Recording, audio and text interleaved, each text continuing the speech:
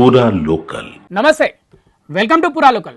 ప్రస్తుతం తెలంగాణ రాష్ట్రంలో ప్రభుత్వం చేపట్టిన సమగ్ర కులగణన ఎలా సాగుతుంది, మరి ప్రజలు సహకరిస్తున్నారా లేదా, పట్టణాల్లో ఎలా ఉంది కులగణన, మండలాల్లో ఎలా ఉంది, గ్రామాల్లో ఎలా ఉంది కులగణన, అలాగే ప్రభుత్వం పైన విపక్షాలు విపరీతంగా ఒక పోరాట దృక్పథంతో విమర్శలు గుప్పిస్తున్నాయి. మరి ఇలాంటివన్నీ మనతో చర్చించడానికి ప్రస్తుతం మన పూరా లోకల్ స్టూడియోలో మనతో పాటు ఉన్నారు పిసిసి సెక్రటరీ కార్తిక్.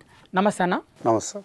సమగ్ర కులగణన రాష్ట్రంలో ఏమన్నా ప్రజలు వ్యతిరేకిస్తున్నారా, లేకపోతే అందరూ కులగణనకు అందుబాటులోనే ఉన్నారా? ఇప్పుడు ఈరోజు మన రాష్ట్రంలో జరుగుతున్నటువంటి ఏదైతే కులగణన జరుగుతుందో ఈ కులగణనకు ప్రజల దగ్గర నుంచి మంచి స్పందన ఉంది.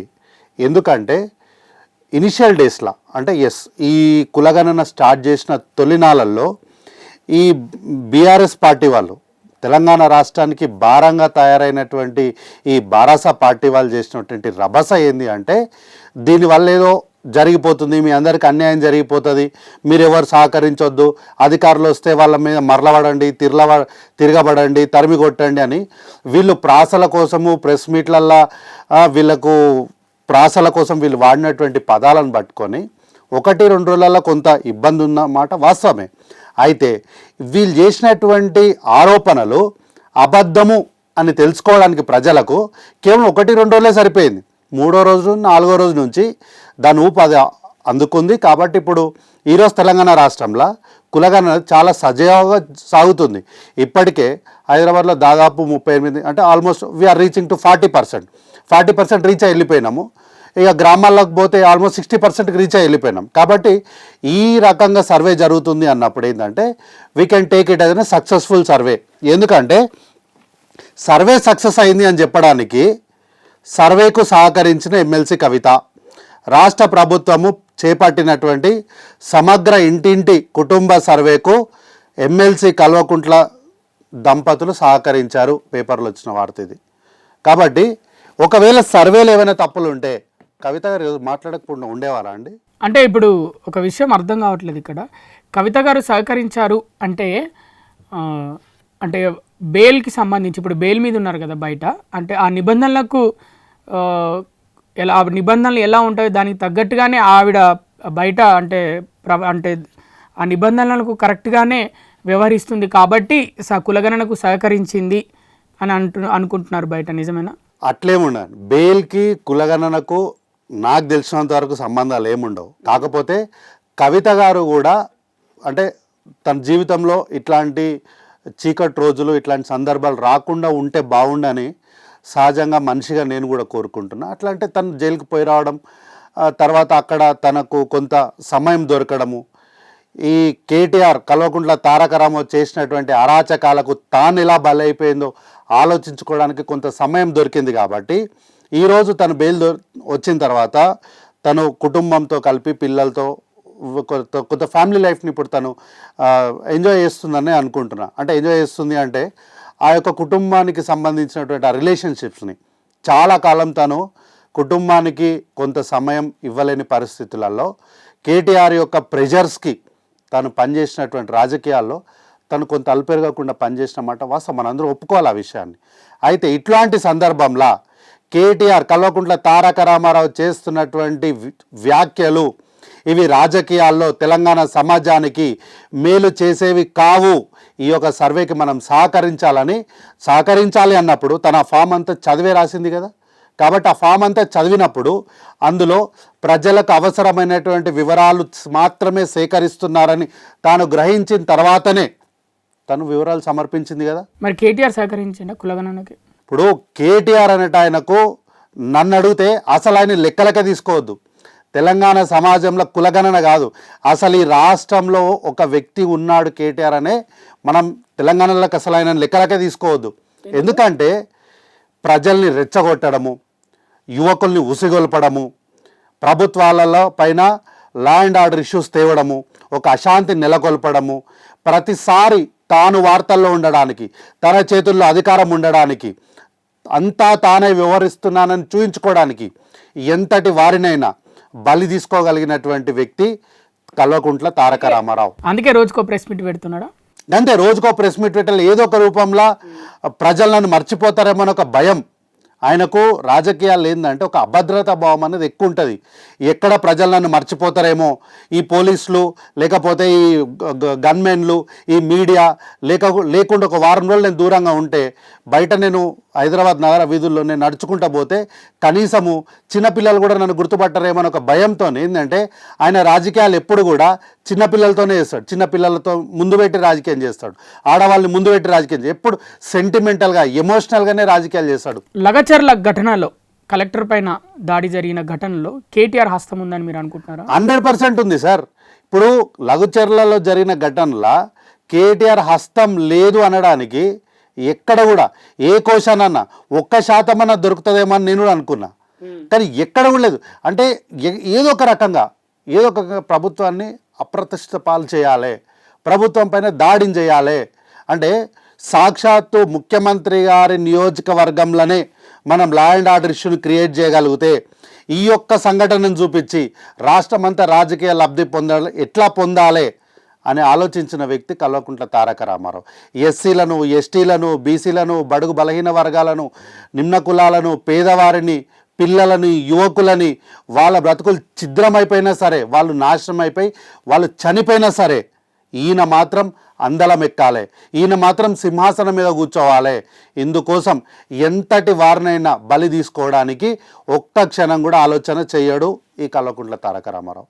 ఇప్పుడు లగచర్ల ఘటన ముందు కొన్ని సభల్లో కేటీఆర్ చెప్పడం జరిగింది, కాంగ్రెస్ నాయకులు అలాగే ప్రజాప్రతినిధులు ఎవరన్నా వస్తే తరిమి కొట్టండి, ప్రజలు మిమ్మల్ని తరిమి కొట్టడానికే వేచి చూస్తున్నారు, మీరు వెళ్తే మీకు తగిన బుద్ధి చెప్తారు అని అలా చెప్పడం జరిగింది. అలా చెప్పి ఇలా ప్లాన్ చేశాడని అనుకుంటున్నారు. అంతే కదా. ఇప్పుడు ఎందుకు కొట్టాలి?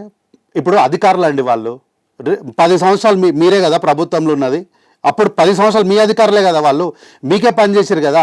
ఇదే కానిస్టేబుల్ మీకే కదా సెల్యూట్ కొట్టింది, మమ్మల్నే కదా అర్ధరాత్రులు ఇంట్లోకి వెళ్ళి ఎత్తుకపోయింది వీళ్ళే కదా, మీ ఆర్డర్స్నే ఫాలో అయ్యారు కదా. ఎందుకు కొట్టాలి అధికారులను?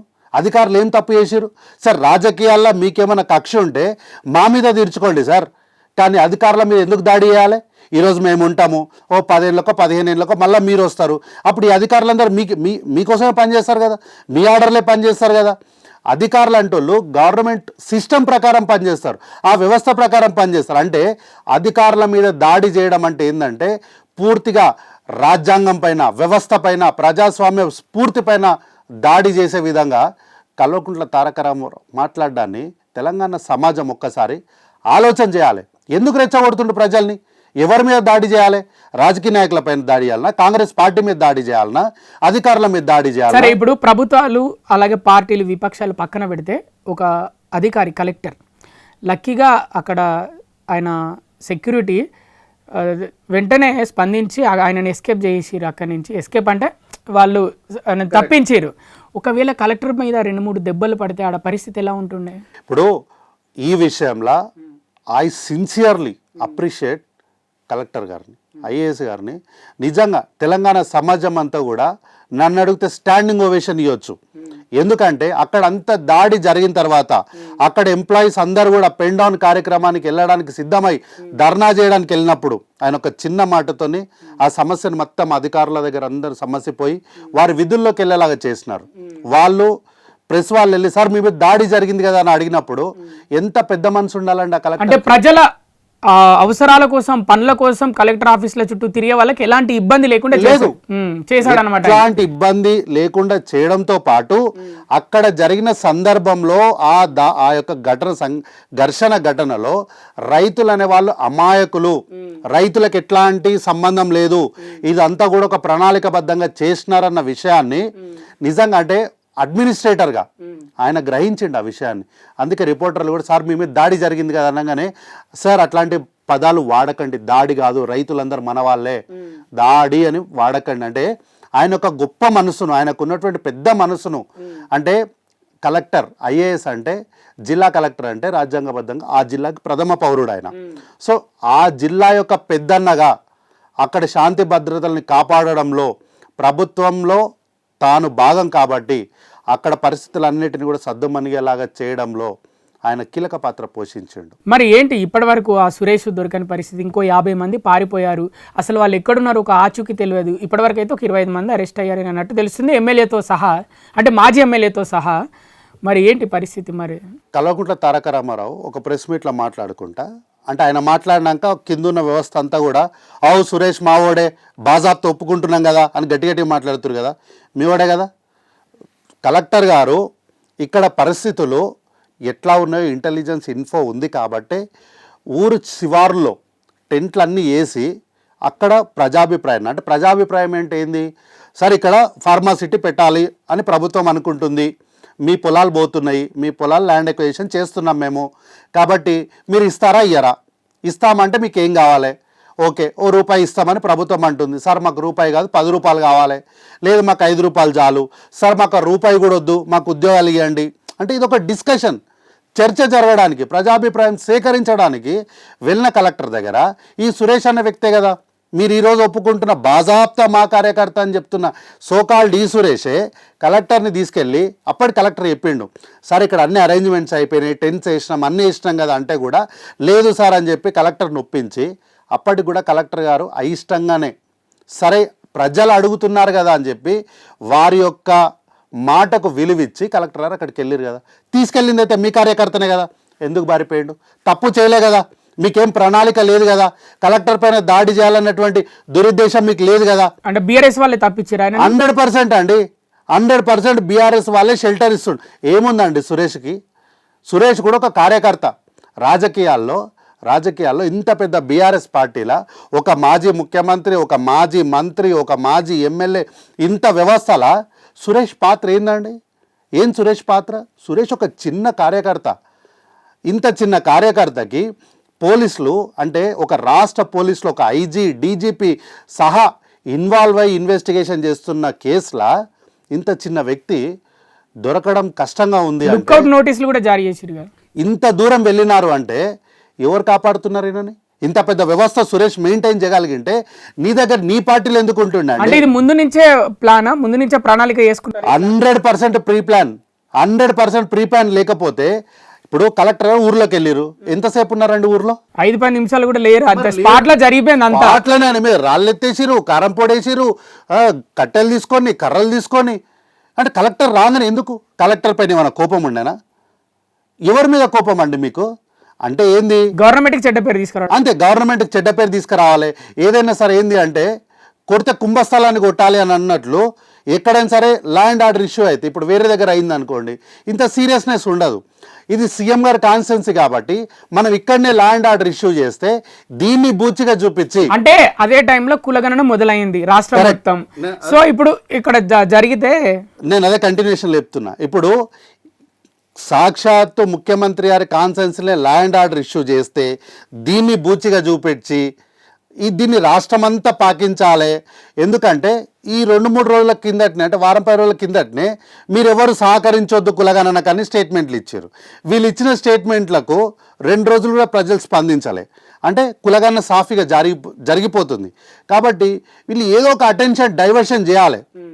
అటెన్షన్ ప్రజలకు కులగణనలపై నుంచి ఏదో ఒక రకంగా డైవర్షన్ ఇచ్చి ల్యాండ్ ఆర్డర్ ఇష్యూని చూపించి ఈ యొక్క ప్రజల దృష్టి మొత్తం అటు మరలించి కాంగ్రెస్ పార్టీ పైన, ప్రభుత్వం పైన వ్యతిరేకతను తీసుకురావాలి అని ఒక కుట్ర కోణం మాత్రమే ఇక్కడ మనం చూడాలి. మరోవైపు విపక్షాలు ఆరోపిస్తున్నాయి, సాక్షాత్తు ముఖ్యమంత్రి సోదరుడు Tirupati Reddy phone call leak అయింది బయట, అక్కడ రైతులను బెదిరిస్తున్నారంట, అరే భూమి లేకపోతే చంపేస్తాం ఏమనుకుంటురా అనే ఒక ఆడియో లీక్ అయింది బయట అని వార్తలు వస్తున్నాయి. అందరూ, మీరు కూడా విన్నరో లేదా? మరి నాకు తెలిసినంత వరకు అన్నా, అంటే నాకు ఈ 10 కొట్టి గుంజుకుంటామన్నారంట కదా, ఈ 10 సంవత్సరాలు అపోజిషన్ పార్టీలు ఉన్నప్పుడు అదృష్టానికో దురదృష్టానికో మంచికో చెడుకో ఏదేమని అనుకోండి, కొంత రేవంత్ అన్నతో కానీ వాళ్ళ ఫ్యామిలీతో కానీ పార్టీలో కొంత దగ్గరగా, అంటే మరి 100% వాళ్ళతో పాటు కలిసి అని, అంటే వాళ్ళతోనే మేము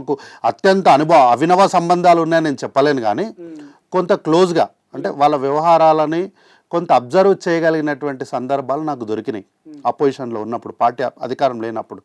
నాకు తెలిసినంత వరకు ఐదర్ రేవంత్ అన్న కానీ తిరుపతి అన్న కానీ కొండలన్న కానీ ఈ యనుమల ఫ్యామిలీలు ఉన్నటువంటి ఎవ్వరు కూడా ఈ ఫోన్లల్లో మ్యాక్సిమం మాట్లాడరు, ఫోన్లు మ్యాక్సిమం అవాయిడ్ చేస్తారు. ఎవరికి కూడా నేను చూసినంత వరకు ఇట్లాంటి దౌర్జన్యాలు చేసే లక్షణం వాళ్ళది కాదు, ఇట్లాంటి దౌర్జన్యం చేసే లక్షణం. ఎప్పుడైనా సరే నేను ప్రత్యక్షంగా చూసిన కొన్ని సందర్భాలు చెప్తా.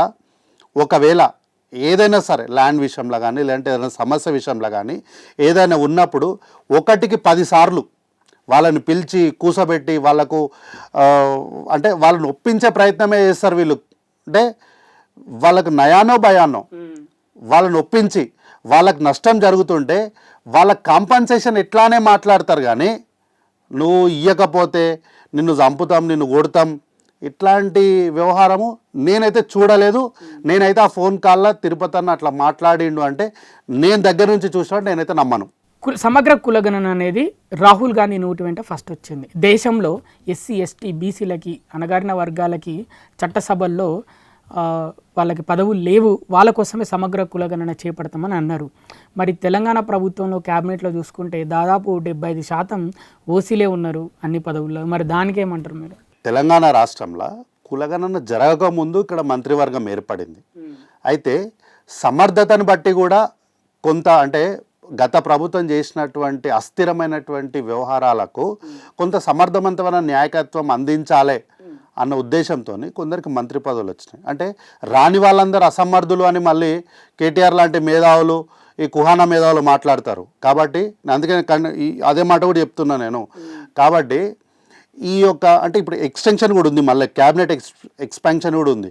కాబట్టి ఈ క్యాబినెట్ ఎక్స్పాన్షన్లో మ్యాక్సిమంగా ఈ కులగణన మీద ఆధారపడి బీసీలకు, ఎస్టీలకు, ఎస్సీలకు అందరికీ కూడా సమన్వయం ఖచ్చితంగా చేస్తాం. అయినా ఇప్పుడు మంత్రివర్గంలో ఉన్నది ఎవరండి? బయట నుంచి ఏం కొత్తగా మంత్రులు ఏం లేరు కదా. ఇప్పుడు కోమటిరెడ్డి వెంకటరెడ్డి గారు ఉన్నారు.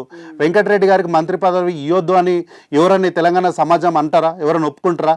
ఆయన తెలంగాణ రాష్ట్రం కోసము మంత్రి పదవిని చిత్తుకాయంలా ఇసిరవతల పడేసిండు. ఒక్కసారి నేను మంత్రి పదవికి రాజీనామా చేస్తే తెలంగాణలోనే మళ్ళీ మంత్రి పదవి తీసుకుంటా అన్నాడు. మరి ఆయన ఆ రోజు మంత్రి పదవిని తెలంగాణ కోసం వదులుకున్నాడు కదా.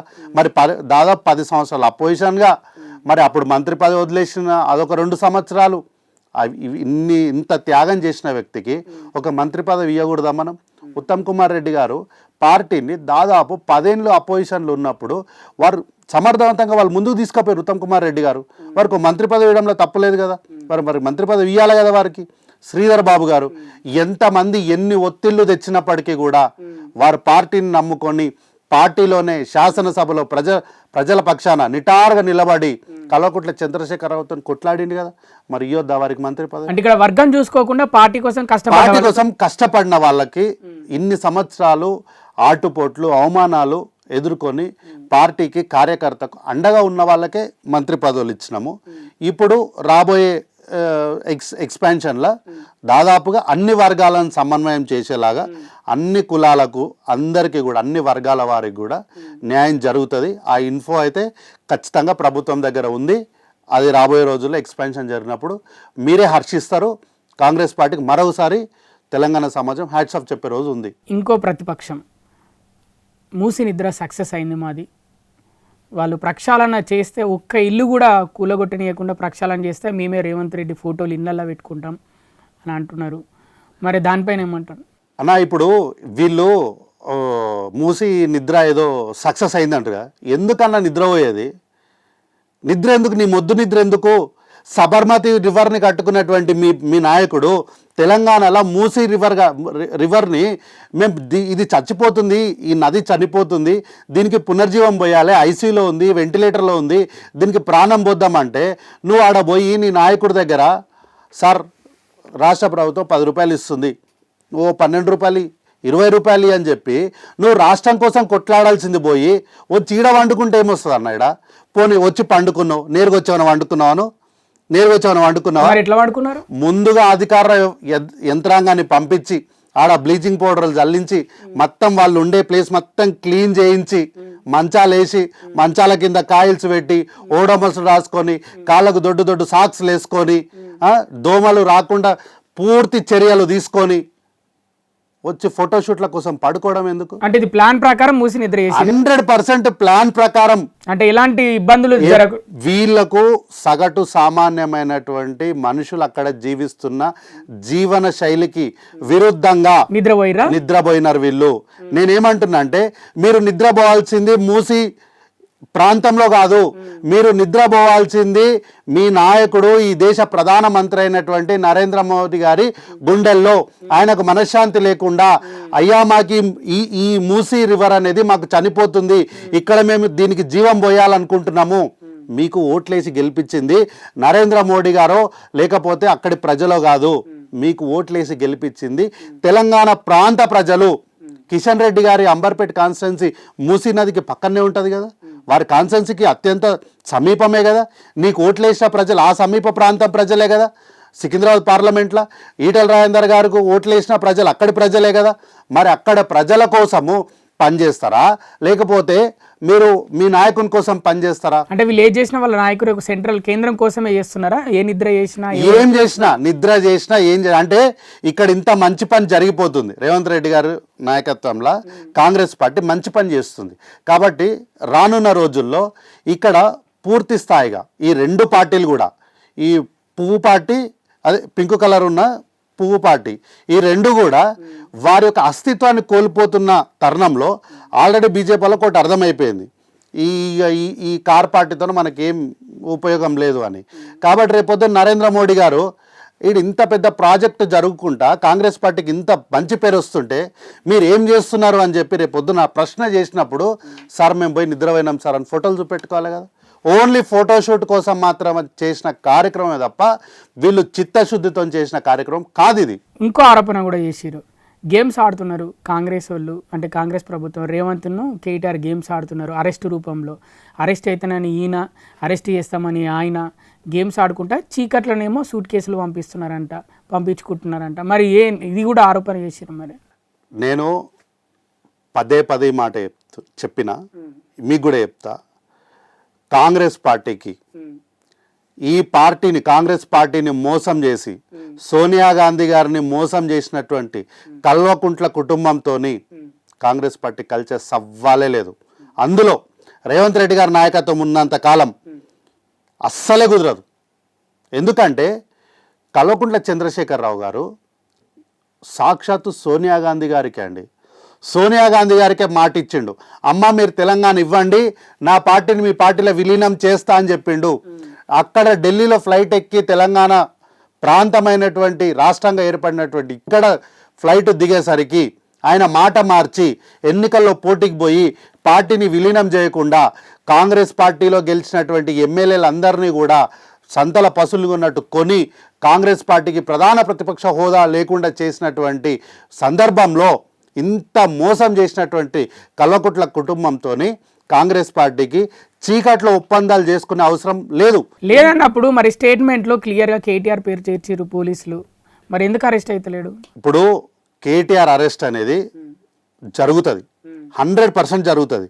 కేటీఆర్ని జైల్లో పెట్టకుండా కాంగ్రెస్ పార్టీ విడిచిపెట్టే సవ్వాలే లేదు. ఎందుకంటే మాకేమైనా మీద వ్యక్తిగత కోపం ఏం లేదు, వ్యక్తిగతమైనటువంటి కోపం కానీ మాకు టార్గెట్ ఏం కల్వకుంట్ల ఈయనేం కాదు, తారక రామారావు ఏం కాదు. ఇంకేమైనా టార్గెట్ చేస్తే అప్పుడు ముఖ్యమంత్రిగా పనిచేసిన మనం టార్గెట్ చేస్తామేమో కానీ ఈయనకు అంత స్థాయి లేదు. ఈయన కేవలం కల్వకుంట్ల చంద్రశేఖరరావు కొడుకు కాబట్టే ఆ పార్టీకి వర్కింగ్ ప్రెసిడెంట్ కాగలిగిండు, మంత్రి కాగలిగిండు, ఇప్పుడు ఎమ్మెల్యే కాగలిగిండు. ఒకవేళ కల్వకుంట్ల చంద్రశేఖరరావు గారి కొడుకు కాకపోతే ఈయన వార్డు మెంబర్ గెలవచ్చే పరిస్థితి కూడా ఈయనకు ఉండదు. కాబట్టి కల్వకుంట్ల తారక రామారావు అరెస్ట్ అనేది 100% జరుగుతుంది. స్థానిక సంస్థల ఎన్నికలు ఉన్నాయి కాబట్టి కాంగ్రెస్ పార్టీ వెనక్కి తగ్గి కేటీఆర్ని అరెస్ట్ చేయట్లేదు, ఈ టైంలో అరెస్ట్ చేస్తే సానుభూతి పెరుగుతుంది అని అరెస్ట్ చేయట్లేదని బయట ఊహాగానాలు వస్తున్నాయి. అవి అట్లా ఊహాగానాలే. ఇది ఏంటంటే వీళ్ళు కథలు రాయడంలా, కవిత్వాలు రాయడంలా ఈ బారాసా పార్టీ వాళ్ళు బాగా సిద్ధహస్తులు. ఏంటంటే ఏదైనా సరే ఇప్పుడు ప్రభుత్వము ఒక కార్యక్రమం చేద్దామని అనుకుందనుకోండి, వీళ్ళు ఎట్లా తెలుసుకుంటారో ఒక నయానో భయానో అంటే ఎట్లా చేసుకుంటారు అంటే ఆన్కాలు మొక్కి అక్కడ జరుగుతున్న సంభాషణ చర్చ ఏంటి అని. అంటే ప్రభుత్వంలో ఎవరైనా వీళ్ళకు చెప్పే వాళ్ళు ఉన్నారా ప్రభుత్వం చేసే కార్యకలాపాలు? ఒక విషయం చెప్తా, అంటే మీ ఛానల్ వేదిక చెప్తున్నా, ఇక్కడ ముఖ్యమంత్రి ఉన్నది రేవంత్ రెడ్డి గారు. ఎవరైనా ఇట్లాంటి ఆలోచనలు కానీ ఇట్లాంటి విషయాలు ఏమైనా మీ మనసులో ఉంటే, అంటే ఇది విషయం ఎవరికి చెప్తున్నారు మీరు? ఎవరైనా అట్లా ఉంటే ఉన్నారని నేనైతే అనుకుంటలేను. ఎందుకంటే సహజంగా అందరికి కూడా రేవంత్ అన్న స్టైల్ ఆఫ్ వర్కింగ్ కానీ ఆయన మనిషి ఎట్లా అంటారో అందరికి తెలుసు. అన్నీ తెలిసినాక కూడా ఇప్పటికైతే ఉన్నారని నేను అనుకుంటలేను. ఎవరికైనా మనసులో ఉంటే చెప్తున్నా, అధికారులు కానీ లేకపోతే అక్కడ పనిచేసే సిబ్బంది కానీ ఎవరైనా సరే, మీరు ఇట్లాంటి పనులు ఏమైనా చేసి ఉంటే ఆపేసేయండి. అంటే సమాచారాలు జారవేయడము, లీక్ తీయడము, ఇట్లా జరిగింది అట్లా జరిగిందని ఇక్కడ మాట తీసుకు అక్కడ చెప్పడము, అట్లాంటివి ఇంతకుముందు జరిగిన నేనైతే అనుకుంటలేను. అట్లేమైనా చేస్తే ఇప్పటికైనా మానేసేయండి. లేకపోతే ఏం చేస్తారు? ఇప్పటికైనా మానేసేయండి. ఒకవేళ మీకు అట్లాంటి ఆలోచనలు ఉన్నా కూడా ఈ ఆలోచన ఇక్కడనే చంపేసుకోండి. ఎందుకంటే పార్టీలోనే కాంగ్రెస్ పార్టీలోనే ఇట్లాంటి సందర్భం జరుగుతుంది అన్నప్పుడు వాళ్లకు ఎట్లాంటి ట్రీట్మెంట్ జరిగింది అనేది మాకు తెలుసు. అంటే ఎట్లాంటి ట్రీట్మెంట్ అంటే వాళ్లకు రాజకీయంగా వాళ్ళను భవిష్యత్తు లేకుండా జరిగిన సందర్భాలు మా కళ్ళ ముందే కొన్ని జరిగినాయి. మీరు అధికారులు, మీరు ఉద్యోగస్తులు కాబట్టి మీరు ప్రభుత్వానికి కట్టుబడి ఉండాల్సిన వాళ్ళు, పార్టీలకు కాదు. ఈరోజు పార్టీ కాంగ్రెస్ ఉంటుంది, రేపు ఇంకోటి ఉంటుంది. కానీ ఇట్లాంటి విషయాలు మంచివి కావు. ఈరోజు మీరు ఇట్లాంటివి చేస్తే రేపు పొద్దున చేస్తే మీకు ఏదో మంచి పేరు వస్తుంది అనుకోకండి. అవతల నుంచి వచ్చినోడు మిమ్మల్ని పూర్తిగా నాశనం చేసేస్తాడు. అంటే మరి ఇక్కడ ఇంకొక పాయింట్, కేటీఆర్ అరెస్ట్ అవుతున్నాడని ఆయనకు ముందే తెలిసి కార్యకర్తలను ఇంటికి పెద్ద ఎత్తున రాత్రిపూట రప్పించుకున్నాడు అంటే మరి ఎవరైనా ప్రభుత్వం నుంచి సమాచారం జారవేసిరా? లేదు, అది భయం ఆయనకు. ఏంటంటే లఘుచర్లలో ఐజీ డీజీపీ స్థాయి అధికారులు ఇన్వెస్టిగేషన్లో నేరుగా ఇన్వాల్వ్ అయినారు. ఇంకోటి ఏంది, కలెక్టర్ ఈ విషయాన్ని పెద్దగా చేసి ప్రభుత్వము యంత్రాంగం అంతా కూడా ధర్నాకు దిగుతుందేమో అని అనుకున్న సందర్భంలో కలెక్టర్ గారు ఆ విషయాన్ని కూడా మంచిగా అంటే సామరస్యంగా క్లియర్ చేయడము, ఇదంతా ఇన్వెస్టిగేషన్కి పోవడము, ఇమ్మీడియట్గా ఎంక్వైరీ స్టార్ట్ అవ్వడం వల్ల కేటీఆర్ లిటరల్గా భయపడ్డాడు ఆ రోజు. ఈ రోజు నా అరెస్ట్ జరుగుతుంది కాబట్టి అందరిని ఎక్కడెక్కడ లేని వాళ్ళందరినీ పిలుచుకున్నాడు. పిలుచుకొని ఇంటి చుట్టుపక్కల నుంచి అందరి మధ్యలో నించున్నాడు, సినిమాలలో చెప్పినట్టు. అరే అన్ని తలుపులు వేయండి రా, మీరు అందరు చుట్టూ నిలబడండి, ఇప్పుడు రారా ఎట్లా నా దగ్గరికి వస్తావా అన్నట్టు లిటరల్గా ఆ రోజు భయపడి అంటే కేటీఆర్ భయపడి కార్యకర్తలను ఇంటికి రప్పించుకున్నాడు. అరెస్ట్ అయితే అందరిని ఇంటికి పిలిపించుకున్నాడు. ఈ సందర్భం ఒక్క మాట చెప్తా, కేటీఆర్ ఎంత అహంకారం అనేది ఒక్క మాట చెప్తా. వాళ్ళందరినీ చుట్టూ నిలబెట్టుకున్నాడు. దళిత వర్గానికి చెందినటువంటి క్రిషాంక్ లాంటి వాళ్ళని మాత్రం గేట్ బయట నిలబెట్టిండు. క్రిషాంక్ ఏడున్నాడు అన్న? పొద్దున్న లేసే క్రిషాంక్ అన్న కేటీఆర్ అని చించుకుంటాడు. ఇట్లాంటి సందర్భం నేను ఇంట్లోకే రానియలేదు, గేట్ బయట నిలబెట్టిండు. కాబట్టి క్రిషాంక్ అన్న కూడా కాంగ్రెస్ పార్టీ ఆయనకు అత్యున్నతమైనటువంటి గౌరవం ఇచ్చింది, అది కాదని పోయి వాళ్ళ పంచం చేరిండు. ఇప్పటికైనా క్రిషాంక్ అన్న కూడా తెలుసుకోవాలి ఆయన స్థాయి, ఆయన మనసులో ఏముందో. క్రిషాంక్ గురించి కేటీఆర్ మనసులో ఏముందో. ఎస్, నేను గేట్ బయట నిలబెట్టిండు, అందరినీ చుట్టూ నిన్ను నిలబెట్టుకుని జాగా సరిపోలేదా కేటీఆర్ గారికి? కేటీఆర్ ఎక్కువ ప్రాధాన్యత వాళ్ళ వర్గం వాడికి 100%. ఓన్లీ వాళ్ళ వర్గానికి సంబంధించిన వాళ్లకు, వాళ్ళ కుటుంబానికి చెందినటువంటి వాళ్లకు, దూర బంధువులకు, బీహార్ వాళ్ళు అంటే ఎవరు ఉంటారు కదా, ఇప్పుడు కొంత వ్యాపారాలు చేసే వాళ్ళు వీళ్ళు ఎవరైనా ఉంటారు కదా బీహార్ వాళ్ళు, అంటే ఆ బ్రీడ్ ఉన్న వాళ్ళకే తప్ప ఇక్కడ తెలంగాణ ప్రాంతంలో ఉన్నటువంటి వాళ్ళకు కానీ, తెలంగాణ బిడ్డలకు కానీ, నిజంగా టీఆర్ఎస్ పార్టీ కోసం కొట్లాడినోళ్లకు, తెలంగాణ రాష్ట్రం ఆవిర్భవించడానికి అవసరమైనటువంటి పూర్తి త్యాగాలు చేసినటువంటి ఉద్యమకారులకు వీళ్ళకి ఎవ్వరు కూడా ప్రిఫరెన్సెస్ ఉండవు. మేధావులకు, చదువుకున్న విద్యార్థులకు ఆయన దగ్గర ప్రిఫరెన్స్లు ఉండవు. కేటీఆర్ మొన్న ప్రెస్ మీట్లో పెట్టి రెండు మూడు సార్లు చెప్పడం జరిగింది, అదాని కాళ్ళు తెలంగాణ రాష్ట్ర ముఖ్యమంత్రి రేవంత్ రెడ్డి పట్టుకున్నాడంటే నిజమేనా? వాళ్ళ నాయన పోయి నరేంద్ర మోడీ కాళ్ళు పట్టుకున్నాడు అని చెప్పేసి అందరూ అట్లనే ఉంటారంటే అది ఆయన మూర్ఖత్వం. ఇది నేనేం చెప్తలేను. నరేంద్ర మోడీ గారు ఈ దేశ ప్రధానమంత్రి సాక్షాత్తు తెలంగాణ రాష్ట్రంలో జరుగుతున్నటువంటి శాసనసభ ఎన్నికల నేపథ్యంలో ప్రచారానికి వచ్చినప్పుడు వారే చెప్పారు, కల్వకుంట్ల చంద్రశేఖరరావు గారు ఢిల్లీకి వచ్చి నా కొడుకుని సీఎంని చేయాలనుకుంటున్నా, మీరు సహకరించండి అని చెప్పేసి నన్ను బతిమలాడుకున్నాడు అని. అంటే ఆయన ఇంతోగంతో ఆయన ప్రధానమంత్రి కాబట్టి కాళ్ళు పట్టుకున్నాడు అనే మాట వాడకుండా ఆయన వ్యక్తిగతమైనటువంటి సంస్కారాన్ని ఆయన కాపాడుకున్నాడు. కాబట్టి వీళ్ళు పోయి చీకట్లలో ఢిల్లీలలో ఆడ ఈడ వీళ్ళు కాళ్ళు పట్టుకుంటారని చెప్పేసి అందరు కాళ్ళు పట్టుకుంటారని అనుకుంటే ఈయనకున్న కుసంస్కారం కాకపోతే ఇంకేందండి? ఏం అవసరం ఉంది? ఆదాని కాళ్ళు పట్టుకోవాల్సిన అవసరం రేవంత్ రెడ్డి గారికి ఏముందండి? ఏం లాభం ఉంది? ఈ రాష్ట్రానికి ముఖ్యమంత్రి ఎక్కడి నుంచి వచ్చిండు? ఒక చిన్న ఇండిపెండెంట్ జెడ్పీటీసీ నుంచి ఈరోజు ఈ రాష్ట్రానికి ముఖ్యమంత్రి అయిన వ్యక్తి ఏం అవసరం ఉందని ఆదాని కాళ్ళు పట్టుకోవాలి? ఒక చిన్న జెడ్పీటీసీ స్థాయి దగ్గర నుంచి ఈరోజు అంచెలంచెలుగా ఎదుక్కుంటా ఆయన ఈ రాష్ట్రానికి ముఖ్యమంత్రిగా వచ్చిండు. ముఖ్యమంత్రి స్థాయికి వచ్చిన వ్యక్తి ఆదాన్ని కాళ్ళు పట్టుకోవాల్సిన అవసరం ఏముందండి? ఆదాన్ని కాళ్ళు పట్టుకోవడానికి రేవంత్ అన్నకి ఏమైనా వ్యక్తిగతమైనటువంటి విషయాలు ఉన్నాయా, లేకపోతే ఏమైనా బెయిల్ ఇష్యూస్ ఉన్నాయా? మీరు పట్టుకున్నారు పోయి మీ చెల్లెలు కవిత గురించి బెయిల్ దొరకడం కోసము మీరు పోయి పట్టుకున్నారు.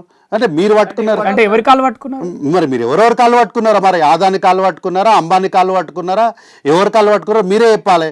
ఎందుకంటే మీరు మీ వ్యక్తిగతమైనటువంటి అవసరాల కోసము మీరు కాళ్ళు పట్టుకున్నారని అది అందరూ కాళ్ళు పట్టుకుంటారంటే అట్లా కుదరదు. ఇంకోటి ఏంటంటే వ్యక్తిగతంగా సహజ సిద్ధంగా పాలమూరు నుంచి వచ్చినటువంటి రేవంత్ రెడ్డి గారు నాకు తెలిసినంత వరకు ఏ పాలమూరు బిడ్డ అయినా చావనన్నా చస్తాడేమో తప్ప ఒకరి కాళ్ళ దగ్గర గులాంగిరి ఏ పాలమూరు బిడ్డ కూడా చెయ్యడు. ఇది చాలా సుస్పష్టం. థ్యాంక్ యూ కార్తిక్ గారు. మా పూరా లోకల్ స్టూడియోకి వచ్చి ప్రస్తుత రాజకీయాలు ఎలా ఉన్నాయి, రాష్ట్రంలో ఏ విధంగా జరుగుతున్నాయి అనే విషయం పైన బాగా చర్చించారు. Thank you so much. Thank you.